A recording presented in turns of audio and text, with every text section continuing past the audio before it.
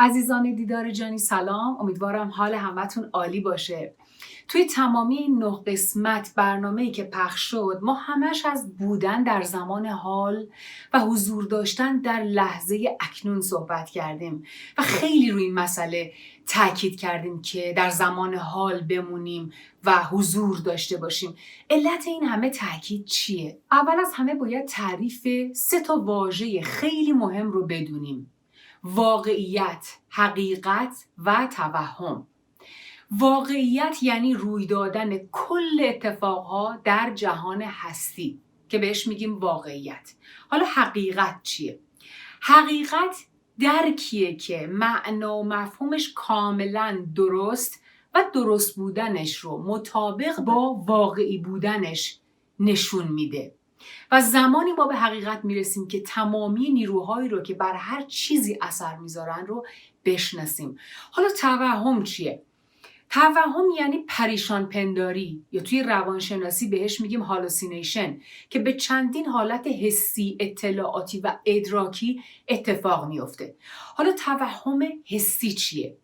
توهم حسی یعنی فرد با حواس 5گانه خودش موضوعاتی رو احساس یا درک بکنه که در واقع وجود خارجی نداره، ولی شخص باور داره که اونها وجود دارن. به عنوان مثال کسی که ادعا میکنه که چهره کسی رو، حالا چه مرده یا چه زنده، کنار خودش یا جایی که حضور داره میبینه، یا صداهایی رو در سرش میشنوه، یا کسی دائم اونو زیر نظر گرفته در صورتی که اصلا کسی وجود نداره که چهرش دیده یا صداش شنیده بشه. اونا خیلی وقتها در بدنشون دردی رو که اصلا منشأ فیزیکی نداره رو حس میکنن، بوهای مختلفی رو میشنون.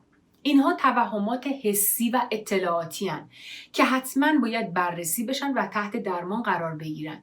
ولی رایج ترینشون توهم ادراکیه که به خاطر باورها و اعتقادات غلط و غیر واقعی نسبت به مسائل زندگی و دنیای اطرافمون ایجاد میشه و ما باهاشون احساس یکی بودن میکنیم. بنابراین تقریبا بیشتر عمرمون درگیر اونا هستیم، مثل تفکرات، قضاوت کردن هامون و زندگی در گذشته و یا ترسمون و نگرانی از آیندهمون، در صورتی که هیچ کدوم وجود خارجی ندارن.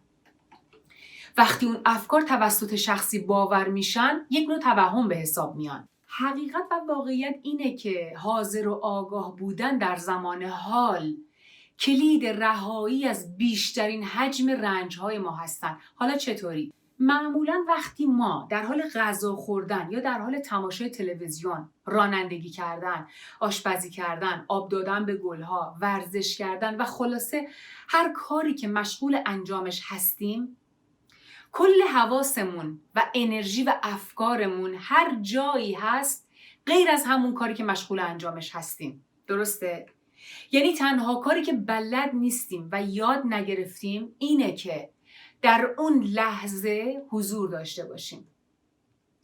مثلا وقتی ما در حال آب دادن به گلها هستیم، در واقع یک زمانی رو به چنگ آوردیم که بتونیم ساکت باشیم، از همه دور باشیم و اون خاطرات مسموم گذشته رو مرور بکنیم و درد بکشیم، و یا از اون زمان برای پیشبینی اتفاقاتی که شاید در آینده ممکنه رخ بده استفاده بکنیم. یعنی در واقع از دنیای واقعی و زندگی که در حال اتفاق افتادنه و همون واقعیت فرار میکنیم و وارد دنیای توهمی و خیالیمون میشیم، چیزی که اصلا وجود نداره. زمان حال یعنی همین الان که من دارم با شما صحبت میکنم، نه به فکر گذشتم و نه به فکر آیندم. من در حال حاضر مشغول ضبط قسمت 10 برنامه دیدار جان هستم.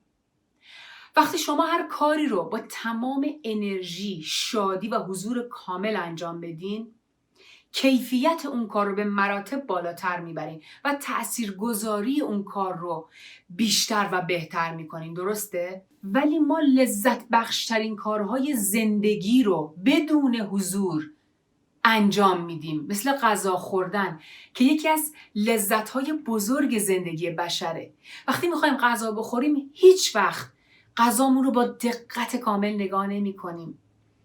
غذاها، میوه هامون رو بو نمی کنیم و اگرم بو و نگاه اتفاق بیفته خیلی کوتاهه، 1-2 ثانیه بیشتر طول نمیکشه و تموم میشه و فقط میخوایم مثل یک ماشینی که به بنزین احتیاج داره فقط یه بنزین بزنیم و تند از این لحظه رد بشیم.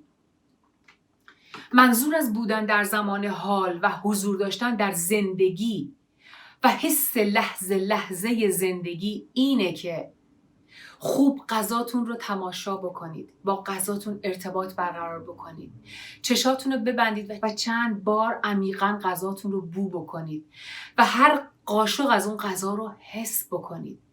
وقتی یک بار با حضور کامل این کار رو انجام بدید متوجه میشید که تا به حال اصلا غذا نمیخوردید، فقط سیر میشدید. پیشنهاد میکنم فیلم سیتی آف انجل رو با بازی نیکولاس کیج رو من تماشا بکنید. این فیلم داستان فرشته‌ایه که آرزو میکنه در قالب انسان، یعنی یک قالب انسانی زندگی بکنه. بعد از اینکه این فیلم رو دیدید کاملا متوجه منظور من میشید و درکتون و دیدتون نسبت به زندگی کاملا عوض میشه.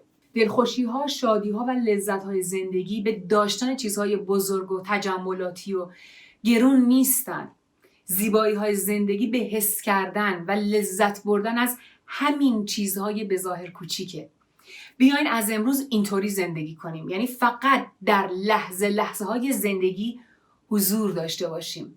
وقتی در حال غذا درست کردن هستیم این غذا رو با آگاهی کامل، با هوشیاری کامل و حواس 5گانمون درست بکنیم. وقتی رانندگی میکنیم فرمون رو تو دستامون حس کنیم، اطرافمون رو با دقت بیشتری ببینیم و فکر بکنیم دنیا متوقف شده و فقط شما این و اون کاری که در حال حاضر مشغول انجامش هستین. اگه میخواین به گلا آب بدین حواستون رو فقط به آبی که دستتونه و به برگ گلها و به جذب آب توسط خاک تماشا بکنین و به صدای آب گوش بدین. حواستون به فکراتون باشه که یهویی شما رو به گذشته و آینده پرتاب نکنه و فقط همون لحظه که توش هستین باقی بمونین. راهکار روانشناسی هم دقیقاً همینه. یعنی روانشناسی هم همه رو تشویق به مایندفول بودن میکنه. یعنی هر کاری رو با حضور کامل انجام بدین و تو حاشیه تخیل زندگی نکنین. به این عکس نگاه بکنین. وقتی یه سگ یا یه کودک با یک شخص بزرگسالی میرن بیرون تو ذهنشون دقیقاً اینطوریه. اون سگه کاملا شاد، هوای آفتابی، زیبایی و بازی تو فکرشه، ولی اون آدم بزرگه قرارای کاری، کماکسری مالی، شستن لباساش، 1001 فکر و نگرانی دیگه تو سرشه. خب اصلا برای چی اومدی بیرون وقتی ذهنت پر از مشغله و درگیریه؟ دیگه فرقی نمیکنه که کجا باشی و چقدر وقت بذاری، هزینه بکنی، چون عملا کاری انجام ندادی.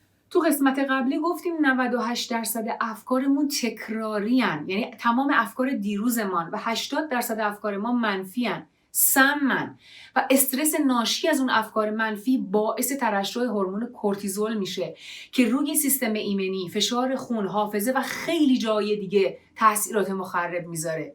ولی به راحتی میتونیم این مشکل رو حل کنیم. شاید اوایل در لحظه باقی موندن یه مقدار سخت به نظر برسه، ولی من بهتون قول میدم بعد از اینکه تونستین این کارو بکنین انقدر حالتون عوض میشه که دیگه حاضر نیستین مثل قبل زندگی بکنین و لحظه هاتون رو از دست بدین. پس اصلی ترین و واقعی ترین حالت زندگی زمان حاله. گذشته که رفته، کتابش بسته شده، آیندم هنوز نیومده. پس هیچی، بندازینشون کنار و الان رو بچسبین. آفرینش و هر آنچه که شما میبینید و نمیبینید در همین لحظه حال هستن که دارن اتفاق میافتن. هر موجودی که شما میبینید در لحظه حال متولد میشه، در لحظه حال زندگی میکنه و در لحظه حاله که میمیره. تمام ستاره ها، سیاره ها، کهکشان ها در لحظه حال به وجود اومدن یا از بین رفتن. روز تولد، فارغ التحصیلی، عروسی، روز مرگ، خلاصه تلخترین و شیرینترین اتفاقات زندگی ما همه در لحظه اکنونه که دارن اتفاق میفتن، نه گذشته‌ای و نه آینده‌ای. دیروز همون امروز یا لحظه حالیه که گذشته و آینده هم همون لحظه حالیه که هنوز نیومده. یعنی اگه شما دیروز به یه مهمونی باشکوهی دعوت بودین و لذت بردین، لحظه های حالی بود که داشتین و اینا گذشته و طبق تقویم که ساخته دست بشره و بشر اونو به وجود آورده جزو روزهای گذشته قلمداد شده. یادتون باشه دوست شدن با لحظه حال نقش ایگو یا نفس ما رو بیرنگ میکنه. ایگو به هیچ عنوان نمیتونه تو لحظه حال باقی بمونه، به خاطر همین زود ناپدید میشه، چون زندگی ایگو فقط تو گذشته و آینده است که میتونه معنی دار بشه. مثل احساس گناه، مثل حسادت، خشم، ترس و تمام احساسات منفی تو اون زمان هاست که فقط میتونن زنده بشن. سعی کنید همیشه تو زمان حال حضور داشته باشین. نسل ما در این قرن، یعنی قرن 21، پیشرفته ترین نسلی هست که از لحاظ تکنولوژی و امکانات رفاهی و علم تا به حال زمین روی خودش داشته. ولی همین نسل پر استرس ترین، غمگین ترین و سرگشته ترین نسل روی کره زمین شناخته شده. علتش چیه؟ علتش همین زمان و مکانه. اگه به بچه ها نگاه کنید متوجه میشید که اونا بی‌وقفه در حال لذت بردن، بازی کردن و دنبال کارهای هیجان انگیزن. اونا خالی از حسادت، عقده، نگرانی، دروغ و کینن و هر لحظه که نگاهتون بهشون میفته میبینید که با تمام وجود، حواس و انرژیشون دارن بازی میکنن، دارن زندگی میکنن، میخندن، جیغ میکشن و انگار توی یه دنیای دیگه دارن زندگی میکنن. میدونین علتش چیه؟ چون اونها بعد زمان رو هنوز نمیشناسن و هنوز من یا ایگوشون خیلی کوچولوه و هنوز رشد نکرده. اگه دقت بکنید وقتی بچه‌ها دارن با شما صحبت میکنن میگن دیروز میام خونه شما، یا وقتی بهش میگین فردا میبرمت پارک نمیتونه صبر بکنه و میگه فردا یعنی چقدر. و باید بهش بگین که وقتی که امشب خوابیدی و بیدار شدی میشه فردا. اونها از خودشون به عنوان سوم شخص یاد میکنن. مثلا اسم خودشون رو میارن و میگن که مثلا مریم گرسنشه یا مریم خوابش میاد. یعنی من براشون تعریف شده نیست. کودک تا 8 ماهگی خودش رو کاملا با مادر یکی میدونه، ولی از حدود 2 سال و نیم به بعد با رشد کردن و کاملتر شدن مغزش و الگوهایی که از خانواده‌اش دریافت میکنه کنترل کردن دیگران رو یاد میگیره. هوشیاری یا آگاهی شما نیروی پنهانی هست که فقط در لحظه حال میتونین بهش دست پیدا بکنین و فقط با حضور شما در این لحظه شما رو از درد و رنج دور میکنه و گذشته شما رو کاملا میتونه بی اثر بکنه.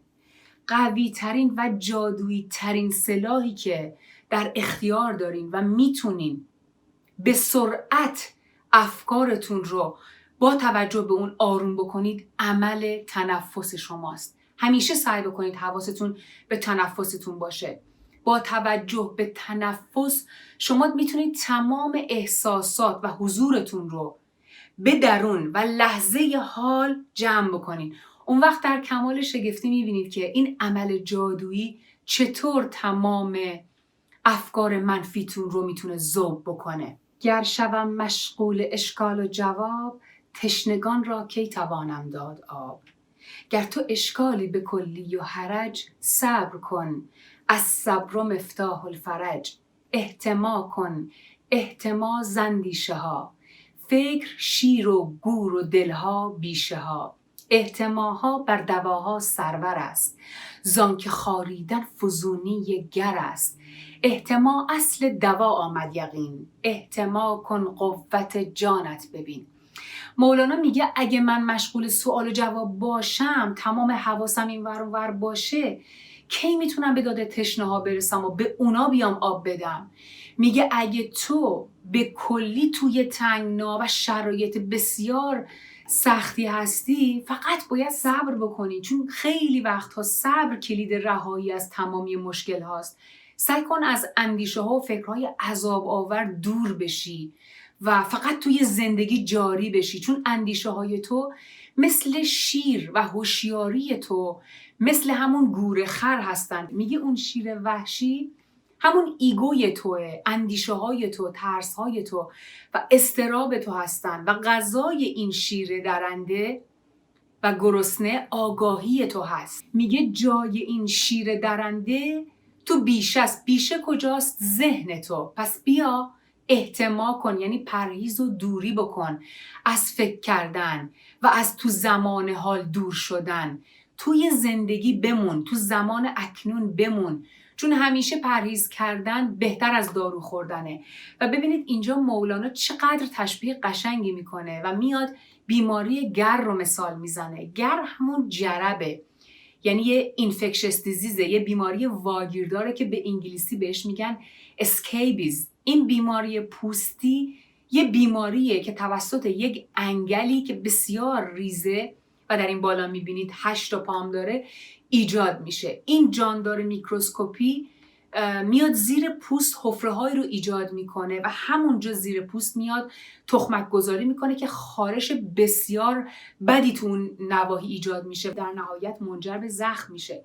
مولوی میگه اگه این زخم رو دائم بخارونی، هم دردش بیشتر میشه هم عفونتش بیشتر میشه. پس احتما کن، پرهیز کن، نخارونش، چون خوب نمیشه اینجوری.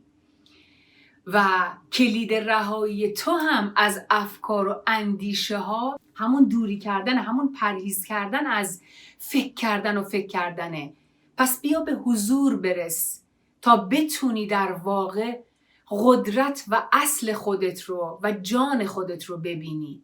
بینندگان عزیز، لحظه هاتون خوش و تا برنامه بعدی همتون رو به خدای بزرگ میسپارم. خدا نگهدارتون.